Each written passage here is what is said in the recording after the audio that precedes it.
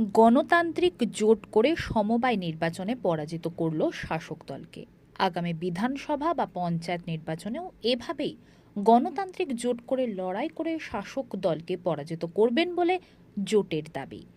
নিচু তলার এমন জোট বিগত দিনে পঞ্চায়েতে দেখেছিল নদিয়া। তখন রাজনৈতিক নৈতিকতা নিয়ে প্রশ্ন উঠেছিল। পুনরায় বিজেপি, কংগ্রেস ও সিপিএমের এই জোটের কাছে পিছিয়ে গেল শাসক তৃণমূল।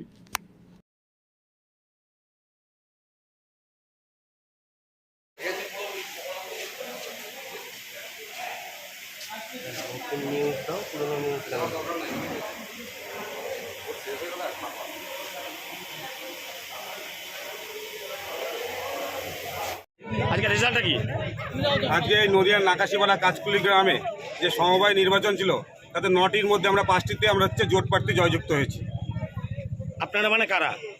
আমরা সিপিএম, বিজেপি এবং কংগ্রেস মিলে যে জোট করেছিলাম তৃণমূলের বিরুদ্ধে, সেখানে আমরা জয়যুক্ত হয়েছি। সমবায় সমিতির নির্বাচনে ফলাফল জানান। নদিয়া ডিস্ট্রিক্টে নাকাশিপাড়া ব্লক, ধর্মদা অঞ্চল, কাঁচকুলি সমবায় সমিতির আজকে ভোট ছিল। 9টা আসনের মধ্যে প্রতিদ্বন্দ্বিতা করেছি আমরা। তার মধ্যে আমরা 5টা পেয়েছি গণতান্ত্রিক মহাজোট, আর 4টে পেয়েছে তৃণমূল, শাসক দল পেয়েছে। এর থেকেই বোঝা যাচ্ছে আগামী দিন আমরা এখানে তৃণমূলকে সরানোর জন্য এই মহাজোট করেই লড়ব, এবং শুধু বিধানসভা নয়, আগামী পঞ্চায়েত ভোটেও আমরা এই মহাজোটকে কায়েম রেখে পঞ্চায়েত দখল করব। এটাই আমাদের দৃঢ় প্রতিজ্ঞা।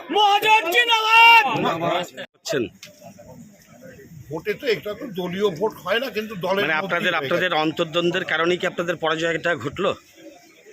আমাদের অন্তর্দ্বন্দ্ব কিছু নেই তো। তাহলে আজকে এখানে ভোট হচ্ছে, এখানে সিপিএম, কংগ্রেস, বিজেপি একত্রিত হয়ে আমাদের বিরুদ্ধে লড়াই করছে তৃণমূলের বিরুদ্ধে। কেন 3 জন একসঙ্গে হলো কেন? 3 জন সিপিএমকে তৃণমূলকে একা কেউ পেরে উঠছে না বলে, মানে সব ন্যায় নীতি আদর্শ বিসর্জন দিয়ে 3 জন এক জায়গায় হয়েছে তৃণমূলকে হারাতে হবে। কিন্তু বিকেল 5 মানে যখন রেজাল্ট বেরোবে তখন 3 জনাই মাথায় হেঁট করে বাড়ি চলে যাবে। আমরা 100 ভাগই জিত, আমাদের 9টা ক্যান্ডিডেটই জিত। আপনি কি দায়িত্বে আছেন? আমি ধর্মদা অঞ্চল সভাপতি তৃণমূলের।